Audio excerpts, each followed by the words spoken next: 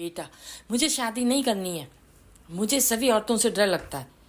पिता, कर ले बेटा, फिर एक ही औरत से डर लगेगा, बाकी सब अच्छी लगेंगी। नौकरानी, मालकिन मुझे 10 दिन की छुट्टी चाहिए। मालकिन, अगर तू छुट्टी पे चली गई तो फिर मेरे हिसाब का नाश्ता कौन बनाएगा, टिफिन कौन पैक करेगा, कपड़े कौन धोएगा, उनको टाइम से दवाई कौन देगा।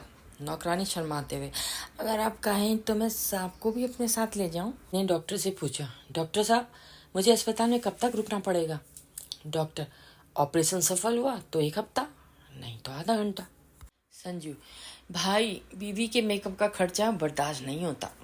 बंटी, हाँ तो खर्चा करना बंद कर दे। संजू, लेकिन फिर मेकअप के बिना बीवी बर्दाश्त नहीं होती। पप्पू, सुना है शादियाँ आसमान में ही तय हो जाती हैं।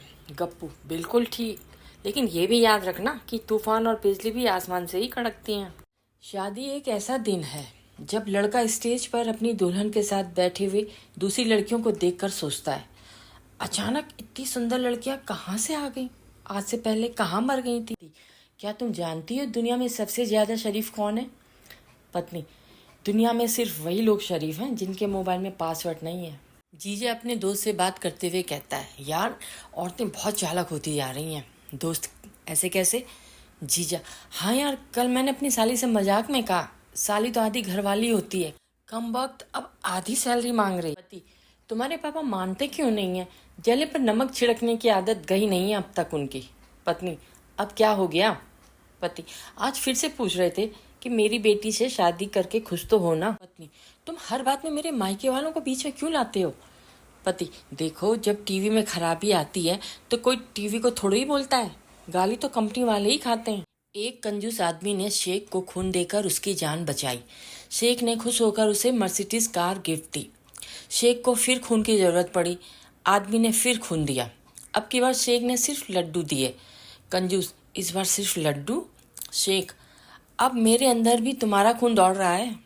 एक दोस्त दूसरे दोस्त से कहता है, अगर 35-36 की उम्र तक तुम किसी के बाबू सोना नहीं बन पाए तो समझ लो कि तुम सिर्फ जनगणना के लिए पैदा हुए हो। डॉक्टर ने बुजुर्ग पेशेंट को न्यूरोलॉजिस्ट को रेफर करते हुए कहा, बाबा एक बार दिमाग वाले डॉक्टर को दिखा लो। बुजुर्ग उठते हुए बोला, हमें तो लगा था कि आपके पास होगा। पति पत्नी के बीच लड़ाई हुई।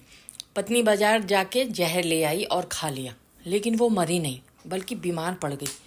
पति गुस्से से बोला, 100 बार कहा है कि चीजें देख कर खरीदा करो, अब पैसे भी गए और काम भी नहीं हुआ।